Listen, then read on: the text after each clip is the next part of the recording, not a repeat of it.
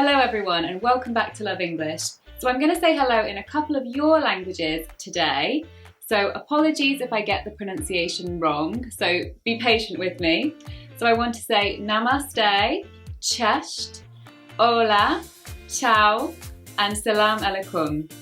If I didn't say hello in your language guys, then please do comment below and tell me how to say it and I'll say it in a future video. Welcome everybody. Today we are looking at phrasal verbs for shopping.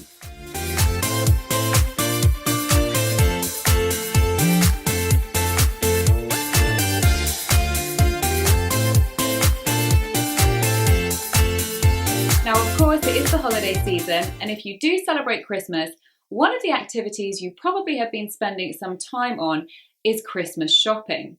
And that is why today we're going to look at 10 phrasal verbs that are all related to shopping. However, it doesn't matter if you celebrate Christmas or not, these phrasal verbs for shopping apply to everyone. So if you haven't already guys, then don't forget to subscribe, hit that lovely shiny red button, as well as the notification bell. We've got videos coming every day at the moment. Whew. So hit the bell so you don't miss one of those. So number one, to try something on or to try on something. You can put the object in the middle or after. It's transitive and intransitive. So when we try on something, we try it to see if it looks good on us or not. To see if it fits us, is it the right size? And also to see if it looks good on us, if it suits us, if it's the right colour, the right style, everything like that. What do you think guys? Do these suit me? So number two is to put something on. And this just means to wear it. So we might say, put on your warm scarf, you're going to need it. Or come on, put on your coat now. Or I'm going to put on my new dress for the party. We can use it in the same way as we do the verb wear. So now I'm putting on my cardigan. That's a bit warmer. Right, the next one guys is fit into, fit into. And this is if you're seeing if you still fit something. So if you're trying something on to see if you can still get into it, if it's still the right size for you, not too small. So you might say, I think I've put on a bit of weight over the winter. I'm not sure I'm going to fit into my summer clothes. I'm not sure I still fit into this top. Number four is zip up, and we can also say do up. Zip up is specifically where we're using clothes that have a zip. Do up can be for zips, buttons, any other ways in which we close our clothing. So do up is more British English. I don't think they use that as much in the US. And if the clothing has buttons, you can specifically say button up. Number five is to sell out, to sell out. And if something is sold out, there's no more of it.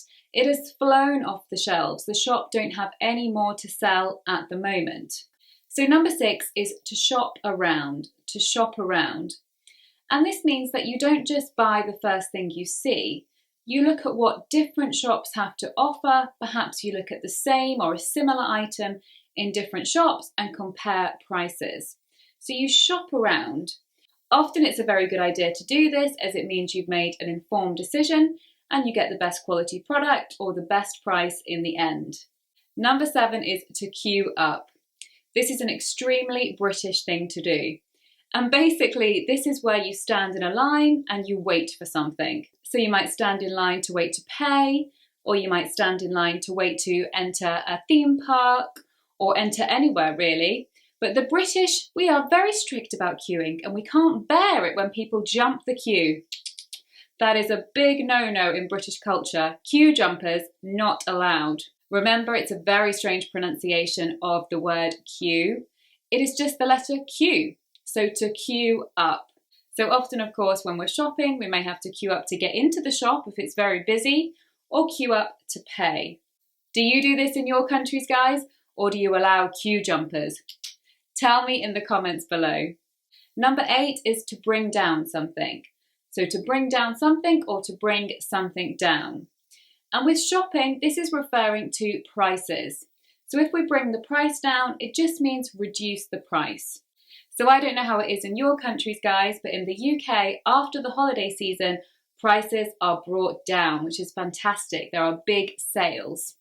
You can also say, just as an extra guys, if the price is greatly reduced, you can say that prices have been slashed. So the price has been brought down or the price has been slashed. Number 9, fantastic phrasal verb. This is to splash out. To splash out. And this means to spend money freely, spend more money, not be tight or mean with your money. It can also mean to spend a lot of money in one go, so at one time. So you might say, I splashed out on my shopping this weekend. I went a little crazy and bought lots of new things. Or he splashed out on a new Mercedes. It means spent a lot of money in one time or spent your money more freely without worrying about it very much. So if you have the cash to splash out, this is a lovely position to be in. But often for a lot of us, splashing out is a little bit hard to do.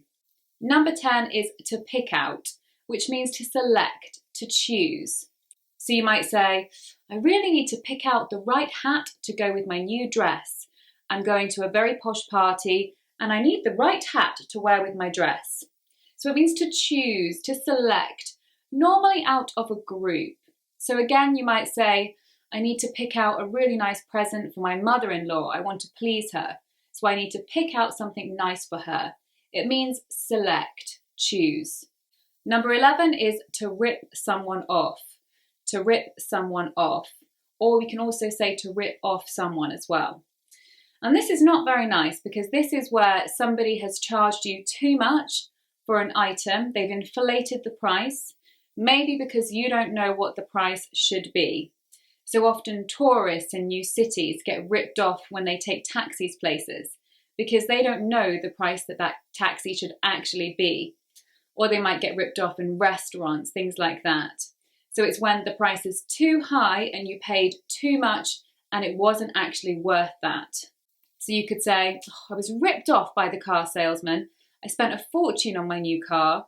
So there, guys, we've put ripped off in the passive because the action happened to you. We want to focus on the action rather than who did it. So there, that sentence is in passive. Right, the next one, number 12, is to set someone back or to be set back. So basically this means that you had to spend a lot of money on something and therefore your bank balance has gone a bit backwards. So you could say, oh, my new coat really set me back. Or having to pay for my student loan this year has really set me back.